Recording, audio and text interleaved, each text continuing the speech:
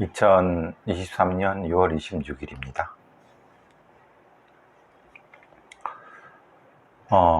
정의정이 검찰에 송치되고 검찰에서의 수사가 이제 슬슬 언론을 통해 나오고 있습니다. 뭐 내용은 뻔합니다.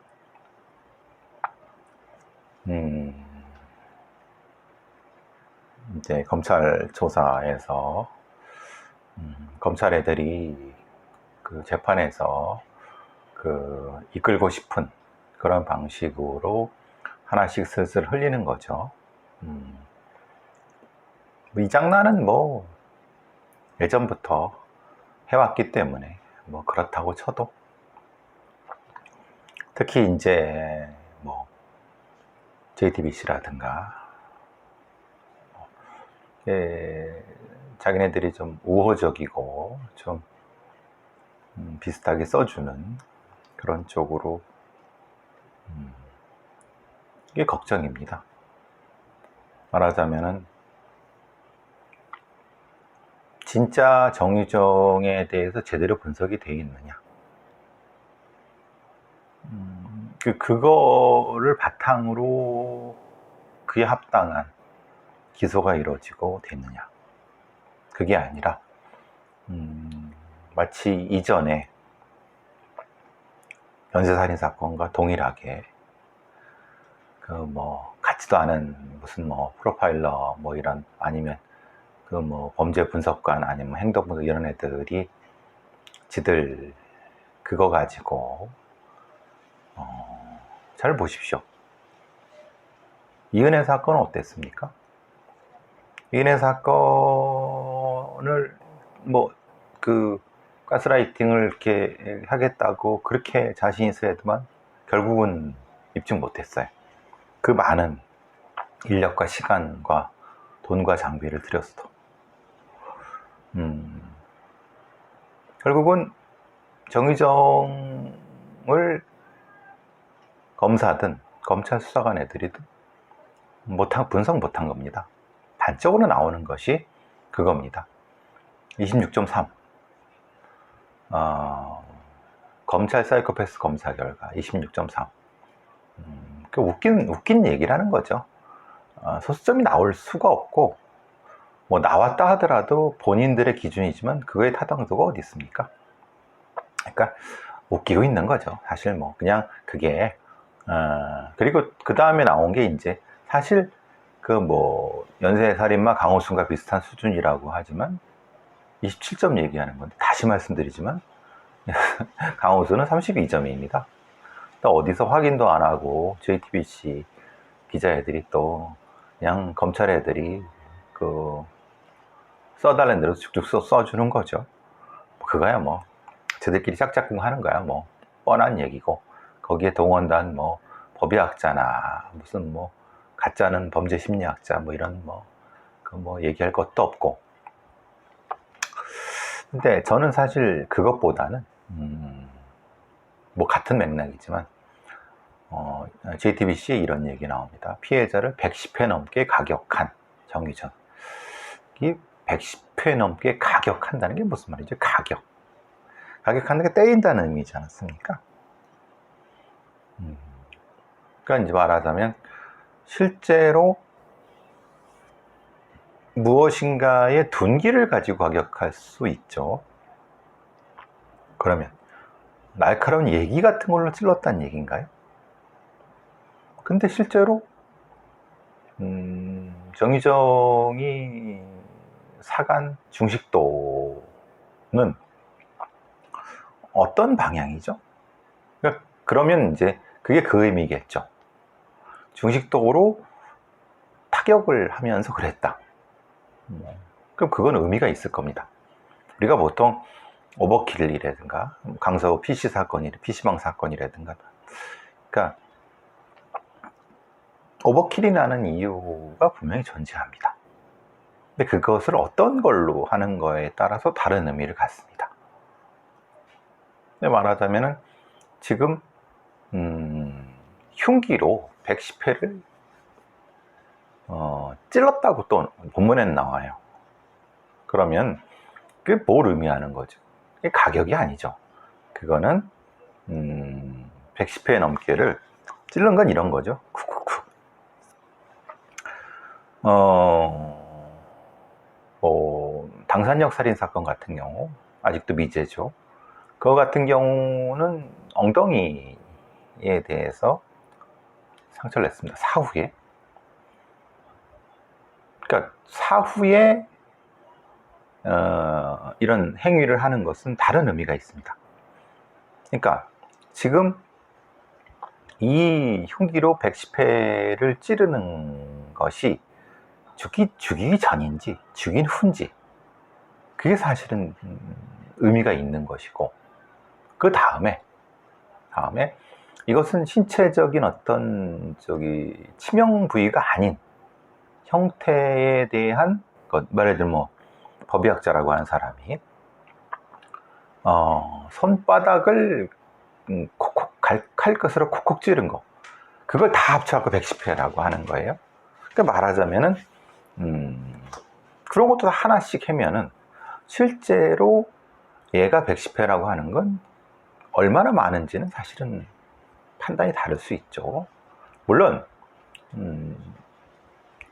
지문 감식을 피하기 위해서 뭐 잘랐다고 하면 당연히 손가락 부위겠죠. 그러면 애초에 알려진 것과는 달리 시신에 대한 유기, 말하자면은 발견되지 않도록, 발견돼도 신원을 확인할 수 없을 정도 하는 치밀함은 존재했다는 거예요. 그러니까 애초에 나왔던 많은 얘기 중에서 사실은 우리가 잘못 알려진 부분이 분명히 존재하는 거고, 그리고 조사 당시 검사한테 뭐 자기가 죽였는데 살아나서 나한테 말을 했다, 정신감정 해달라 라고 하는 것, 결국은 이걸 검사나 검찰 애들이 언론에 흘린 거죠. 그러니까 이제 뭐 말하자면은 심신미약이라든가 아니면 뭔가 자신이 어떤 정상적이지 않은 거에 아는 위치에서 디퍼스널리제이션 상태라는 걸 알려주려고 하는 거겠죠. 그리고 또 하나는 이제 뭐 검찰 조사에서 참혹한 피해자 시신을 보고 사진을 보고도 태어난 모습이었다. 사실 태어난 모습일 수 있습니다. 그럼 거기서 막 놀라고 뭐 서스라치게 놀라고 막 그래, 그렇지 않습니다. 그러니까 이제 말하자면 그건 또 다른 문제인 거고, 이게 이제 검찰이 하고 싶은 얘기는 이겁니다. 정유정이 부모와 어린 시절에 떨어져 살았고 할아버지와 살았고 버려진 거죠. 부모에 대한 배신감과 좌절, 그리고 할아버지와 갈등 같다고 검찰에 진술했다는 거예요. 그럴 수 있죠. 그래서 제대로 보살핌을 받지 못하고 커왔던 게 범죄의 주 원인. 그래서 범행을 앞두고 아버지와 전화를 하고 내가 큰일을 저지르면 아빠가 고통받을 것이다. 그 저지르고 자기도 죽겠다. 그리고 본인을 이렇게 버린 거, 이런 거에 대해서 아버지한테 사과하려고 했지만 받아주지 않았다. 그 다음에 대입 공무원 시험 준비 그때 실패한 뒤에 온라인에 존속살인을 검색했다. 그 분노가 컸다. 그래서 결론적으로 이겁니다. 검찰 심리 분석은 애정을 갈구했던 아버지에게 고통을 주기 위해서 제3자한테 피해를 주려고 한 것이라고 의견입니다. 그러니까 검찰 애들은 그렇게 흘리는 거죠. 즉 말하자면 정유정이 버려진 아이고, 그 버려진 아이가 아버지한테 사랑을 받기 위해서 무엇인가 그때 이런 얘기를 했고, 그거에 따라서 전화를 했고, 그 다음에 그것으로 인해서 잔인하게 그 사람을 살해했다. 110번이나 오버킬이 났다, 이겁니다. 그러니까 검찰 애들이 바라는, 아니면 생각하는 그런 논리 구조지만 실제로 정의정이 그런가는 저는 사실 신뢰하지 않습니다. 왜냐하면 부모의 사랑을 갈구한다고 해서 부모를 고통을 주기 위해서 만약 그렇다면 대단히 잔혹하게 피해자를 살인을 했다라고 하면은 왜 오버킬이 110번이나 났을까요? 그러니까 말하자면은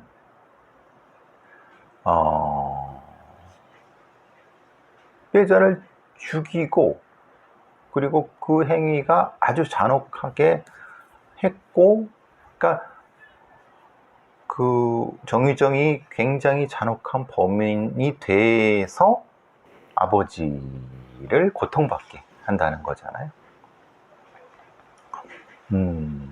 그게 논리적으로 성립이 됩니까? 아니면 말이 되나요? 부모가 정의정이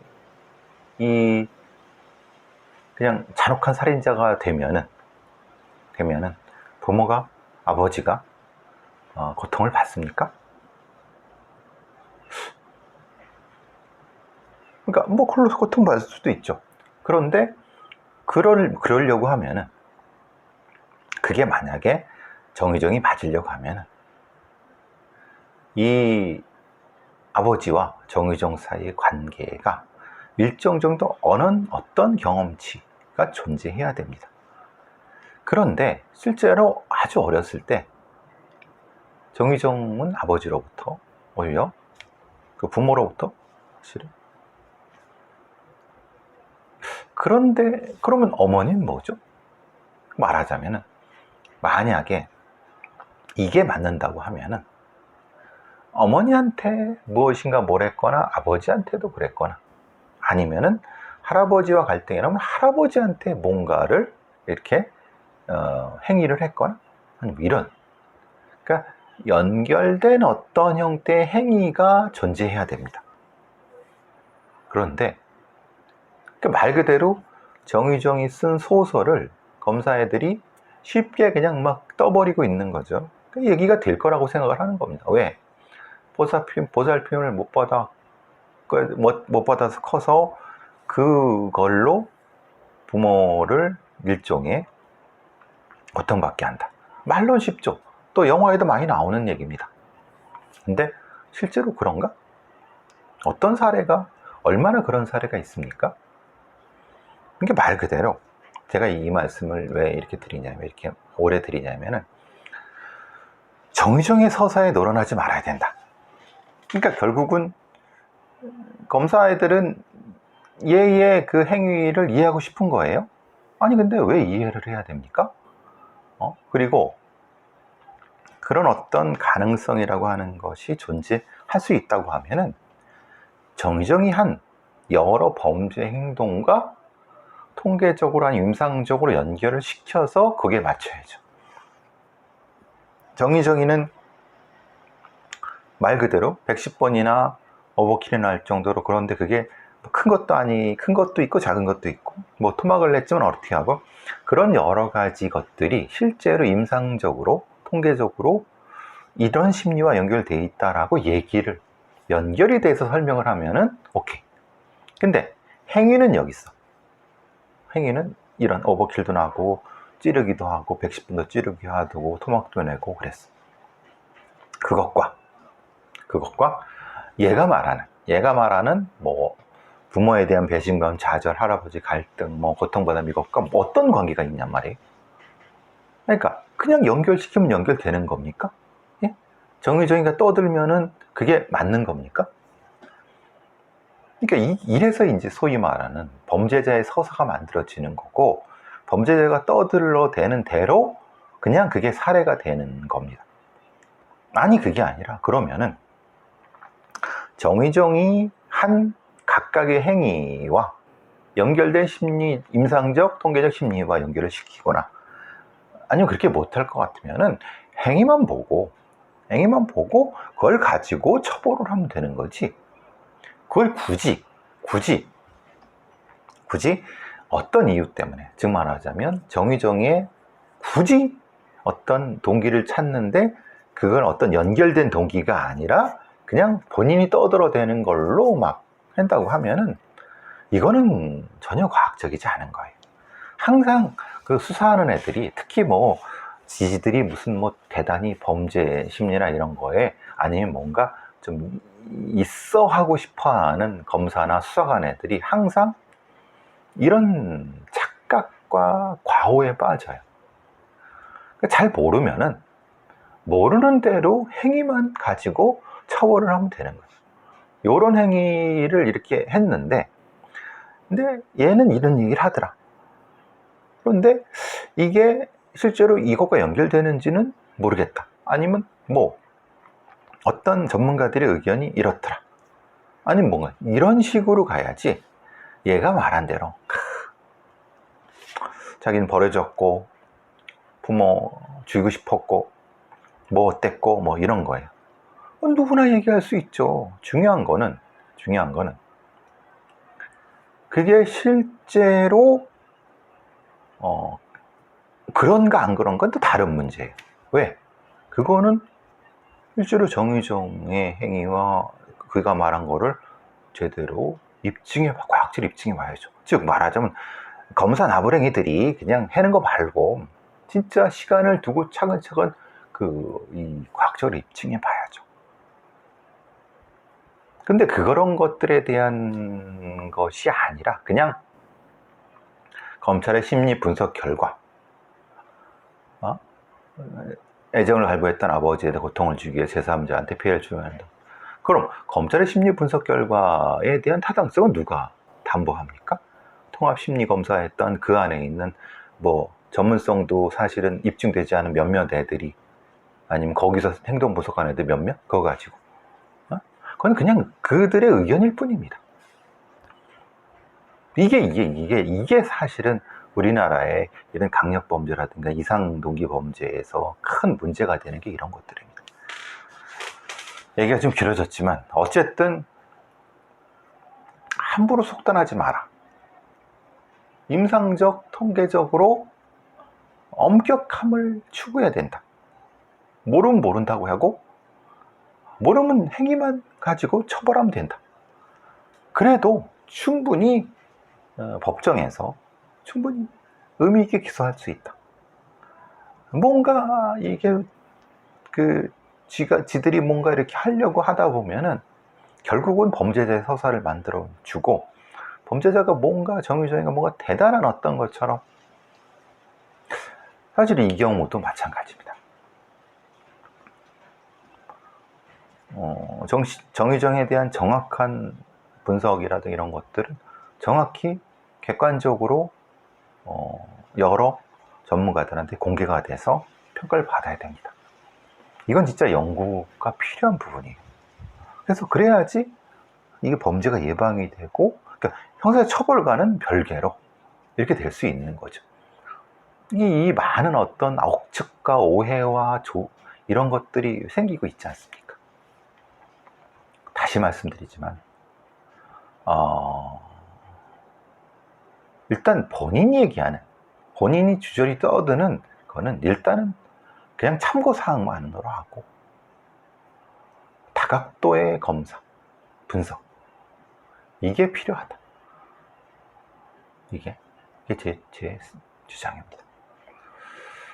자, 제가 예전에 강남역 강남투신 생중계 20대 남자애 얘는 실제로 굉장히 위험한 놈이다 라는 말씀을 드린 거와 마찬가지인데 이놈이 실제로 미성년자 의제강간 혐의로 긴급 체포됐다고 합니다. 이놈이 실제로는 뭐 지난 20일에서 21일 부천시 한 모텔에서 만화 카페에서 10대와 두 차례 성관계를 갖고 이게 대부분 얘의 방식이 그렇습니다. 그러니까 이런 커뮤니티 사이트 같은 데에서 이렇게 애들 좀 심리적으로 조금 여러 좀 그 경계선에 있는 애들을 데려다가 가스라이팅을 해서 성관계도 맺고 그러니까 강간을 하는 거예요. 강간도 하고 그러다가 이제 그 자살을 유도하고 방조해가 그것도 찍고 또 팔아먹기도 하고 실시간으로 중계하기도 하고, 당시에 그때 죽은 아이 사망 직전까지 있었고, 실제로 그렇게까지 선택을 모의했지만 자기는 빠져나온 거예요. 그러니까 제가 그때 말씀드린 것처럼 이런 형태의 범죄가 어떤 범죄이고, 얘들이 어떤 심리적 구조가 있고, 그걸 어떻게 수사해야 되는, 근데 그게 전혀 안 한 상태에서 그냥 구속도 안 시키고 이렇게 풀어줬어요. 결국은 얘가 뭘 합니까? 똑같은 짓을 하러 돌아다니다가 이제 10대 10대 미성적 의제 강간을 해갖고, 그러니까 실제로 범죄자들을 그냥 방치하고 그냥 놓아내는 겁니다. 이게 얼마나 위험한 애들인데. 그러니까 말 그대로 이게 강남역 투신 생중계 20대 남 하는데, 이 우울증 갤러리에서 만난 거잖아요. 실제로 얘는 중학생인 줄 알았다라고 하지만, 이게 얼마나 위험한 범죄인지를, 그러니까 기본적으로 경찰이라고 하는 애들은 자신들의 시각만, 자살 방조지, 그냥 어디 집 나온 애들 이렇게 좀 건드려 갖고 이 정도밖에 생각이 안 되는 거예요. 근데 애들은 얼마나 심각한 부분이라는 거를 참 걱정입니다. 이놈은 진짜 우울증 갤러리에서 같이 죽을 사람을 구한다고 해놓고, 그 어린애들하고 성관계 맺는다고 하냐 강간을 하고, 거기서 이제 조금 더 가스라이팅해서 죽게 만들고 그걸로 하고, 이게 반복적으로 하는 놈이에요. 이거를 그냥 방치한다? 참 이게 갑갑한 부분입니다. 황당한 부분이기도 하고. 그렇습니다. 이게 지금 MBC에서 영화 살해 대책, 이제 옥산 영화 살해, 이거 그냥 MBC도 그냥 그저 그런 얘기 하는 거죠. 출산이 치욕인 사회 분위기 바뀌어야 라고 하는, 영화 살해죄 자체를 법적으로 이제 개정을 하고 이런 것들인데, 실제로 이 사건이 네오네탈사이드라고 하는 왜 그렇게 분류를 했는지에 대해서 전혀 우리나라의 법률가들이라든가 범죄 전문가들이 전혀 인식을 못하는 겁니다. 이제 꼴통들밖에 없는 거죠. 그 네오네탈사이드라는 왜 분류를 했는가가 제가 몇 번을 얘기해도 못 알아쳐먹는 겁니다. 말 그대로 이게 그냥 미혼모 대책이라든가 낙태죄, 보호출산대, 이적기, 출생통보 이런 거 정도만 얘기하는 겁니다. 좋아요. 그 정도까지만도 그냥 대책이라고 해도 좋은데, 실제로 제가 말씀드린 다른 유형의 기본적인 대책, 그러니까 범죄로서, 이상심리 범죄로서의 이것도 필요하고, 낙태죄 보완입법, 출생통보제 보완입법, 왜 출산한 산모들이 그러나, 근데 이거는 또 전혀 다른 맥락을 가진 범죄거든요. 그러니까 이해를 못하니까